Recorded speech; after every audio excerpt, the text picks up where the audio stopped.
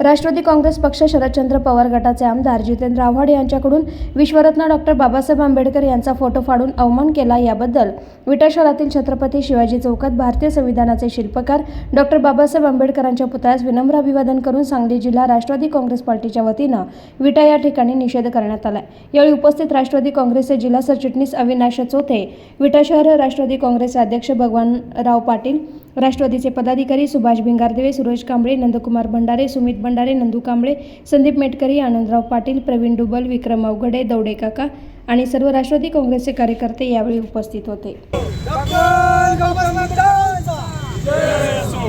जितेंद्र आव्हाडाचं करायचं काय? खाली मुंडे वर पाय। जितेंद्र आव्हाडाचं करायचं काय? खाली मुंडे वर पाय। जितेंद्र आव्हाडाचं करायचं काय? खाली मुंडे वर पाय। या समाजकंटकाला शिक्षा झालीच पाहिजे। या समाजकंटकाला शिक्षा झालीच पाहिजे। या समाजकंटकाला शिक्षा झालीच पाहिजे।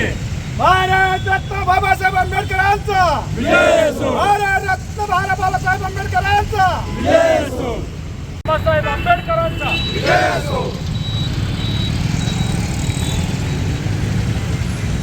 मनुस्मृतीचं शालेय अभ्यासक्रमामध्ये समावेश होऊ नये म्हणून जे काल महाडमध्ये जितेंद्र आव्हाड यांनी एक ते आंदोलन केलं, ते आंदोलन करत असताना त्यांनी मुद्दामून असे नका डॉक्टर बाबासाहेब आंबेडकरांचा फोटो फाडण्याचा जो लाजीरवाणा प्रकार केला, त्या लाजीरवाणा प्रकाराबद्दल निषेध करण्याच्या निमित्तानं आम्ही सर्वजण आज इथे उपस्थित आहे। ज्या बाबासाहेब आंबेडकरांनी आपल्याला घटना दिली त्यांच्यामुळं आज स्वाभिमानानं आपण इथं वावरू शकतो, थांबू शकतो, या देशामध्ये आपण स्वच्छतेमध्ये वास करू शकतो। अशा या महान व्यक्तीचा फोटो फाडणं म्हणजे हे शंडपणाचं लक्षण आहे असं म्हणलं तर वावगं ठरणार नाही।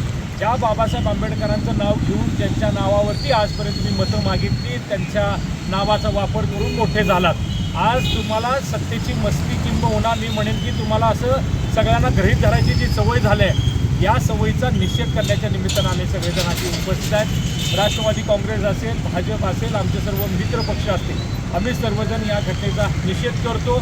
मान्य मुख्यमंत्री असतील, दोन्ही उपमुख्यमंत्री असतील, यांना आम्ही विनंती करतो की ह्या जितेंद्र आव्हाडांच्यावरती तुम्ही देशद्रोहाचा गुन्हा दाखल झाला पाहिजे, त्यांच्या विरोधात कडक कारवाई झाली पाहिजे आणि या कारवाई जर आपण करत नसाल तर आपल्या संदर्भात सुद्धा सामान्य लोकांच्या मनामध्ये चीड निर्माण होईल अशी परिस्थिती आहे।